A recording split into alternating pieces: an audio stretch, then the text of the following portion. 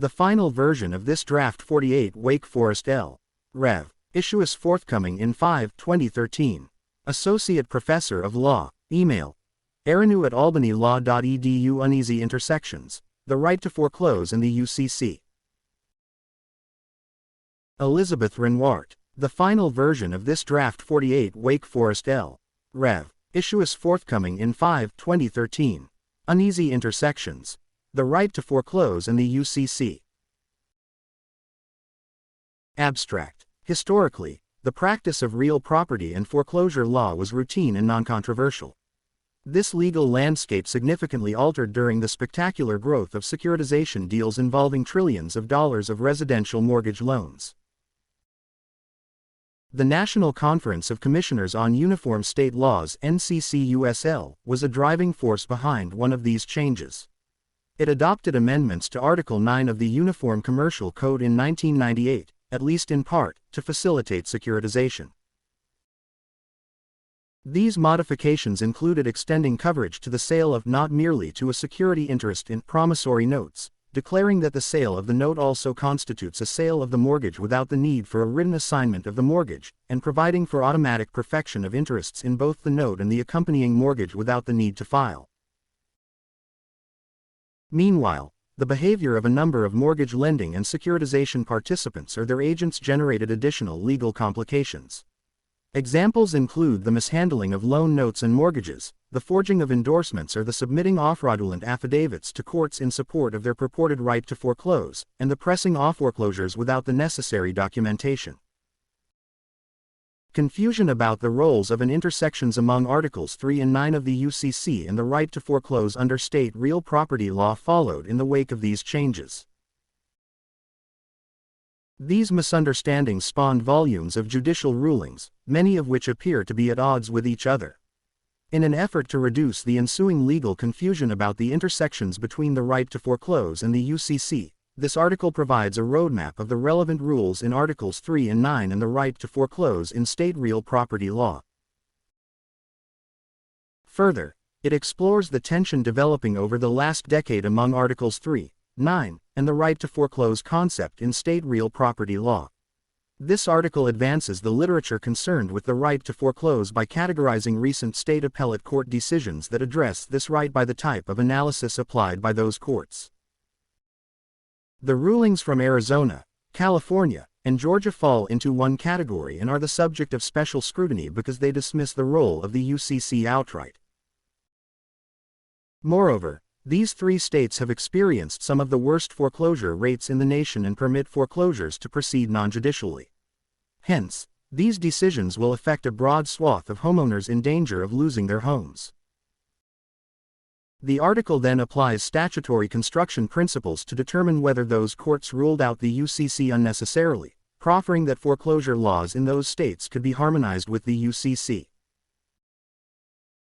Finally, the article concludes that where inconsistencies arise between the UCC and state real property law, applying statutory construction principles likely will result in creating a more uniform legal landscape throughout the nation, in protecting homeowners from unjustified foreclosures, and in reducing litigation costs and judicial resources in a distraught foreclosure system.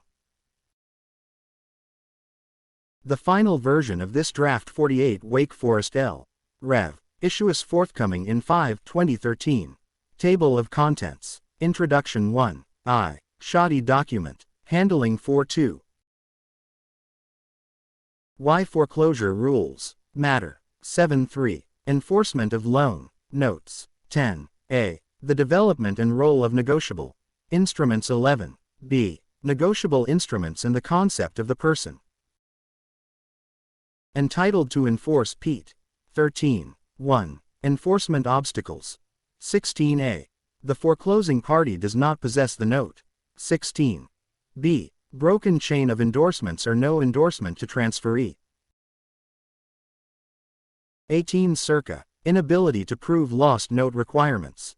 19c. Right to enforce versus ownership. 19d. Article 9. Ownership and non-negotiable notes. 21e. Article 9 and negotiable notes. 24f. Negotiable or not. 26.1. Home equity lines of credit. 26.2. Payment option arms. 28.3. Prepayment penalty and written notice of prepayment. 30G. The enforcement of non-negotiable notes. 31.1. Enforcement obstacles. 32IV. The right to foreclose under real estate law. 34a. Common law rules. 35b. Statutory wrinkles. 36. The final version of this Draft 48 Wake Forest L. Rev. Issue is forthcoming in 5/2013. C. The two prevailing foreclosure procedures used in the United States. 37. D. Intersections between the right to foreclose and the UCC. 39.1. Category 1. The UCC states. 43. 2. Category 2. The foreclosure statute definition states. 45. 3. Category 3. The UCC does not apply states. 46. V. A statutory reconciliation roadmap. 47. A. The statutory construction rule in Article 1. 47. B. Relevant general statutory construction principles. 50. E. Application of these principles to the decisions from the Category 3 states. 51.1. Harmonizing foreclosure law and the UCC. 51A. Arizona. 52B. California. 55 circa. Georgia. 58. 2. Applying statutory construction principles when foreclosure laws and the UCC irreconcilably conflict. 61. Conclusion. 64. The final version of this Draft 48 Wake Forest L. Rev. Issue. 1. Associate Professor of Law, Albany Law School.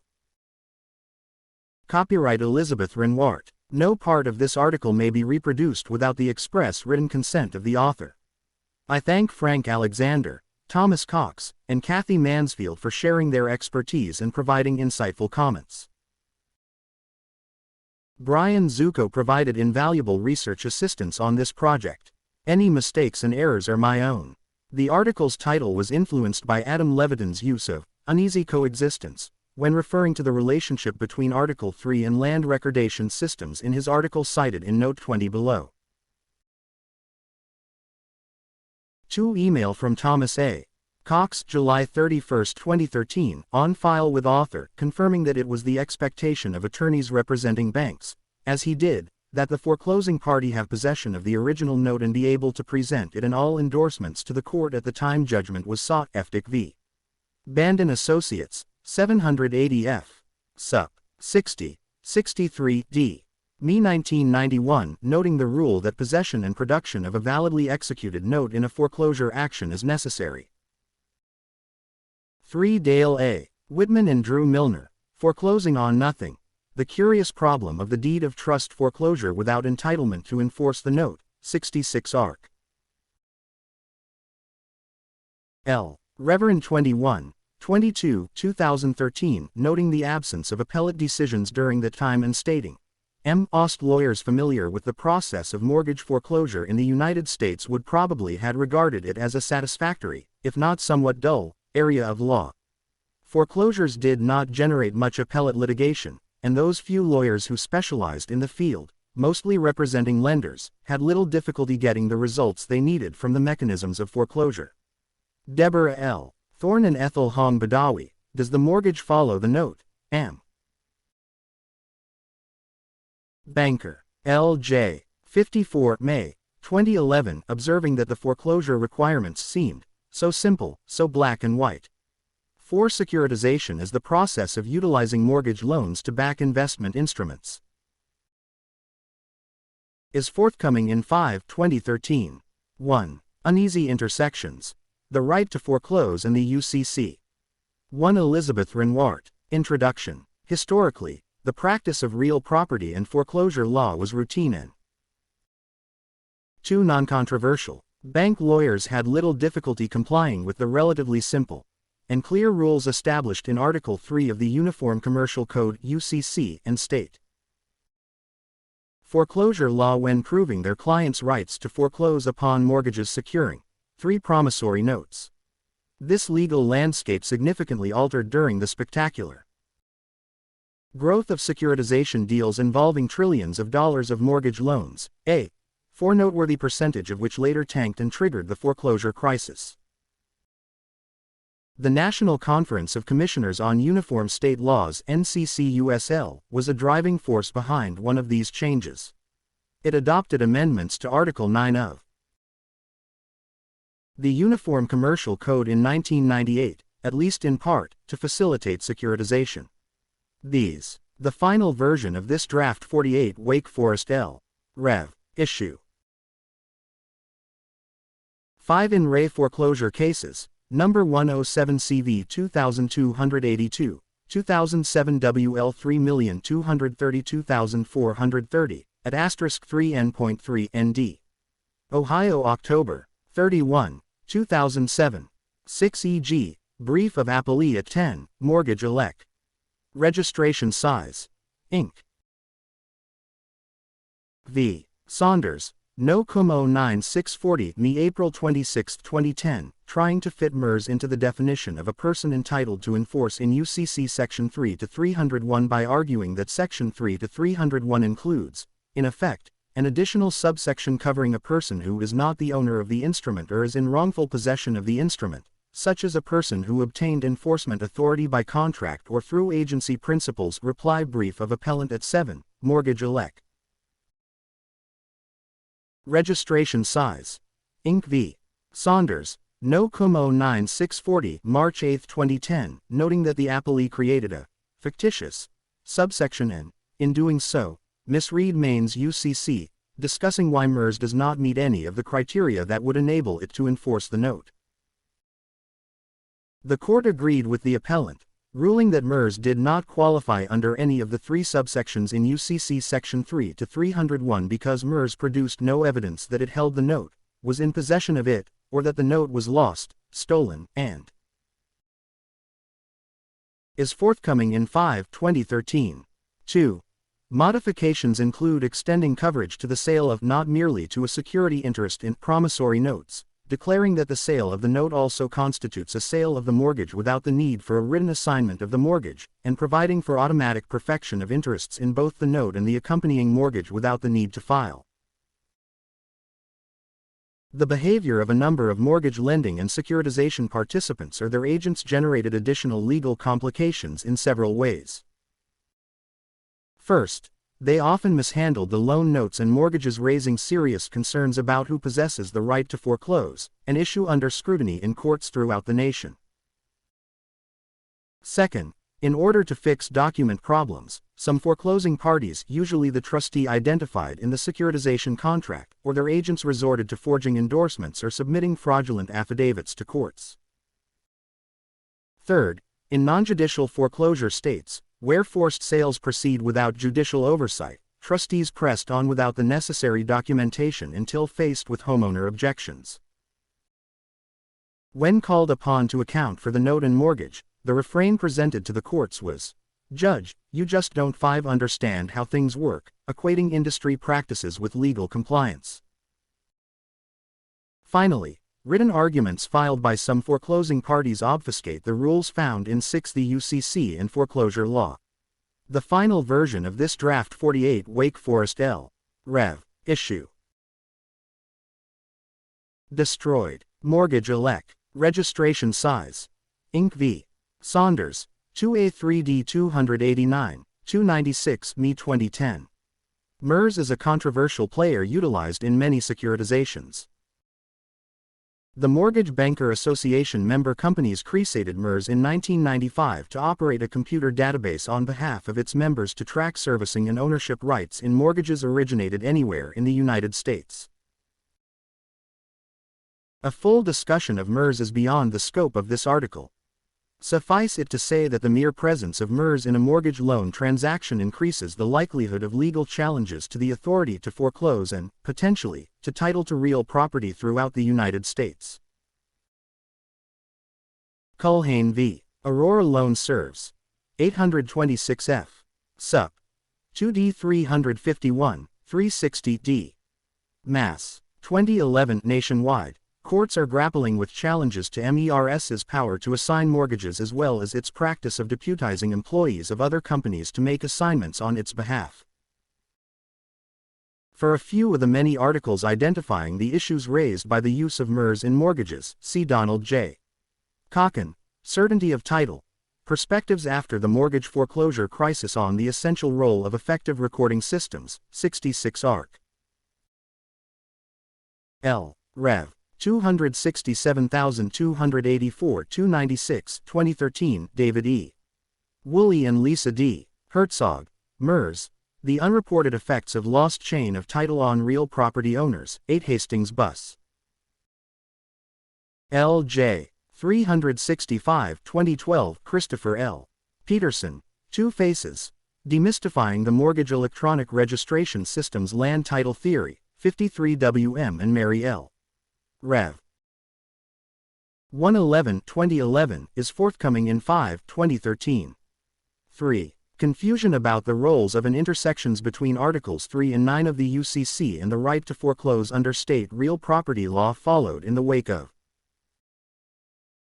these changes. These misunderstandings spawned volumes of judicial rulings, many of which appear to be at odds with each other.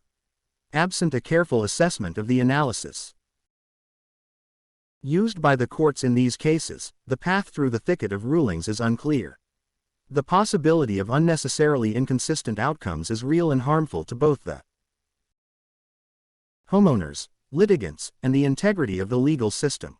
In an effort to reduce the ensuing legal confusion about the intersections between the right to foreclose and the UCC, this article provides a roadmap of the relevant rules. In Articles 3 and 9 and the right to foreclose in state real property law. Further, it explores the tension developing over the last decade among Articles 3, 9, and the right to foreclose concept in state real property law. For the first time, recent state appellate court decisions addressing the right to foreclose are grouped together by the type of analysis applied by those courts. The article highlights the decisions that fall into one category, those from Arizona, California, and Georgia, because these rulings dismiss the role of the UCC outright. In addition, these states have experienced some of the worst foreclosure rates in the nation and permit foreclosures to proceed non-judicially. Hence, the final version of this Draft 48 Wake Forest L. Rev. Issue is forthcoming in 5 2013. 4. Consequences of these opinions affect a broad swath of homeowners in danger of losing their homes. The article then applies statutory construction principles to determine whether those courts ruled out the UCC unnecessarily, concluding that foreclosure laws in those states could be harmonized with the UCC. The article begins by summarizing the evidence of document mishandling followed by a discussion of why the right to foreclose rules matter in Parts 1 and 2. Part 3 details the enforcement rules governing negotiable and non-negotiable loan notes, the respective roles of Articles 3 and 9 of the UCC in this context, the distinctions between the concepts of right to enforce and ownership, and enforcement obstacles reflected in judicial decisions. Part 4 outlines the contours of the common law right to foreclose, as amended in some state statutes, and describes the differences between the foreclosure regimes in judicial and in non-judicial foreclosure states. Next, this part identifies the connections between the UCC and the right to foreclose. Finally, it places state appellate court decisions that define the right to foreclose into analytical groupings. Part 5 presents a guide to applicable statutory construction principles and applies them to the decisions released by Arizona, California, and Georgia appellate courts addressing the right to foreclose. Finally, the article concludes that where inconsistencies arise between the UCC and state real property law, applying statutory construction principles likely will result in creating a more uniform legal landscape throughout the nation, in protecting homeowners from unjustified foreclosures, and in reducing litigation costs and judicial resources in a distraught foreclosure system. Shoddy document handling. The final version of this Draft 48 Wake Forest L. Rev. Issue 7 Mort. Bankers Asin, National Delinquency Survey Q2, 2011, reporting that almost 3.5 million loaners were seriously delinquent U.S. GOAT Accountability Office, GAO 11-433, Mortgage Foreclosures. Documentation problems reveal need for ongoing regulatory oversight 1. 41-42, 2011, available at http://www.gao.gov/new. Items/D11433.pdf describing the effect of foreclosures on communities, local governments, and the national economy.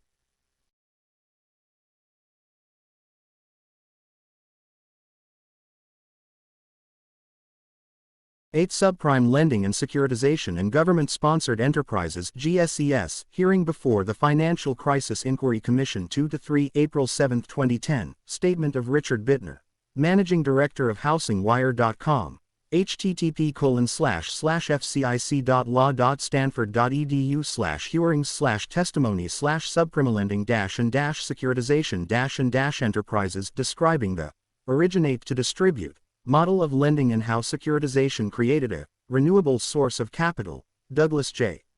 Whaley, Mortgage Foreclosures, Promissory Notes, and the Uniform Commercial Code, 39 W. State UL. Reverend 313, 315, 2012, describing the careless handling and sometimes intentional mistreatment of the promissory notes and opining that the collapse of the housing market was a direct consequence of greedy and unwise business practices. 9 Securitization deals usually require the transfer and sale of the notes and mortgages from the lender to a sponsor, seller, or arranger that in turn passes the documents to a depositor. The depositor transfers the documents to a special purpose vehicle (SPV), usually a trust that holds the loans for the benefit of the investors. Adam J. Levitin and Tara Twomey, Mortgage Servicing, 28 Yale J. On Reg. 1, 13-14, 2011. Additional moves occur when, for example, the lender obtains the mortgage loans from affiliates. I.d. in the context of a securitization deal, this contract often is embodied in either a mortgage loan purchase and sale agreement or a pooling and servicing agreement depending on which parties to the securitization are transferring and receiving the mortgage loans. I.d. at 13N. 32-33 is forthcoming in 5/2013. 5. The crisis that severely weakened the economic security of the United States and millions of its residents over the last 6 years began when large numbers of homeowners defaulted on poorly underwritten subprime mortgage loans.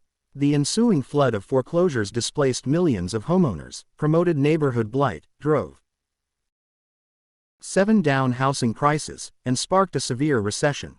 A less publicized result is the failure to comply with the legal rules governing the transfer of mortgage loans. Securitization contributed to this problem for 2 reasons. First, investors drove loan originations due to their demand for mortgage-backed securities, thus ramping up the origination and paperwork frenzy. And, second, complex securitization deals required the physical transfer of the notes and mortgages among several different players, thus 9. Increasing the likelihood of transfer glitches. A detailed catalog of instances of negligent and intentional mishandling of these documents is beyond the scope of this article. The following summary is derived from numerous sources. The evidence reveals the failure to deliver the original notes with the final version of this draft 48 Wake Forest L. Rev. Issue 10 Allen M. White, Losing the Paper, Mortgage Assignments, Note Transfers, and Consumer Protection, 24 Loy. Consumer L. Reverend 468, 475, 2012, describing these behaviors. 11 Elizabeth Renwart, Property Title Troubles in Non-Judicial Foreclosure States, The Ibanez Time Bomb, 4WM and Mary Buss.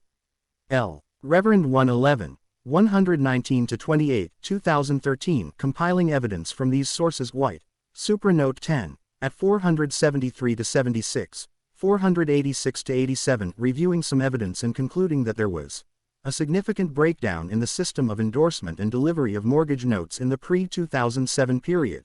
surveying 396 foreclosure cases in 6 judicial foreclosure states and finding mismatches between the plaintiff identified in the foreclosure complaint and the proper party listed in MERS about 20% of the time. 12 Sean Barnes, Kathleen G. Cully and Stephen L. Schwartz, In-House Counsel's Role in the Structuring of Mortgage-Backed Securities, 2012 Wis. L. Reverend 521, 528-2012, see also Renwart, Supra Note 11, at 179 concluding that he sloppiness and hubris of parties to the securitization deals created and, in some cases, covered up the documentation problems chronicled in this article. See also U.S. Bank Natal Assen v. Ibanez, 941 NE 2D40, 55 Mass. 2011, noting the utter carelessness with which the plaintiff banks documented title to their assets. Cordy, J. concurring. 13 Renwart, Supra Note 11, at 124-25, 127-28, 171-77, discussing each of these consequences. See also Pino v. Bank of New York, ___3D__, 2013 WL 4522109*1, Florida.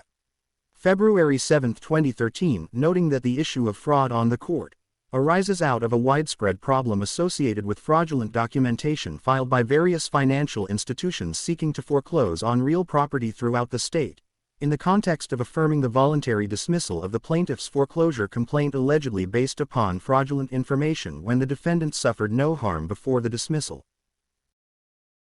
is forthcoming in 5/2013. 6. Proper endorsements to the trustee or its document custodian, the routine creation of unnecessary lost note affidavits, the destruction of the original notes, and the forging of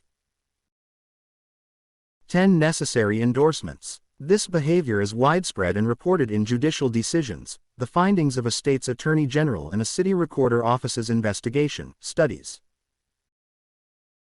11 by law professors, news reports, congressional testimony, and shareholder lawsuits.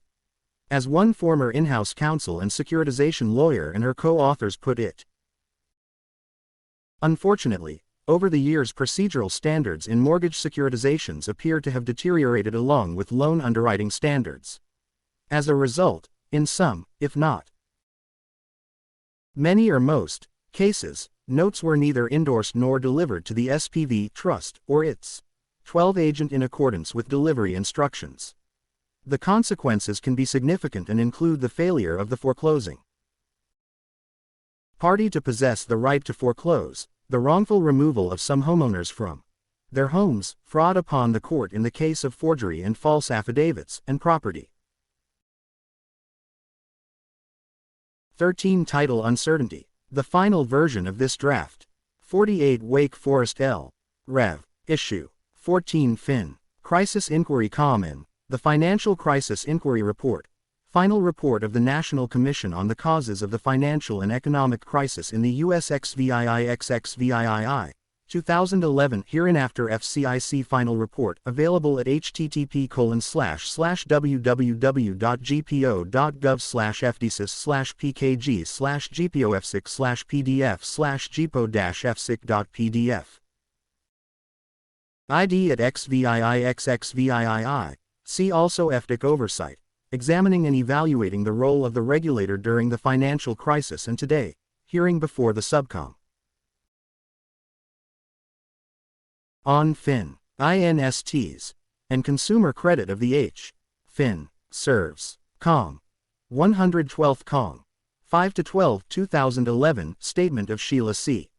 Bear available at http://financialservices.house.gov/uploaded-files/052611bear.pdf, identifying the roots of the financial crisis, excessive reliance on debt and financial leverage, misaligned incentives in financial markets, failures and gaps in financial regulation, and erosion of market discipline due to too big to fail. 15 FCIC Final Report, Supra Note 13, at XV is forthcoming in 5/2013. 7. 2 Why Foreclosure Rules Matter. The foreclosure crisis and resulting deep recession were not provoked by greedy or fraudulent homeowners searching for easy credit who intentionally defaulted and walked away from the mess. Rather, the Financial Crisis Inquiry Commission, established in 2009 by Congress,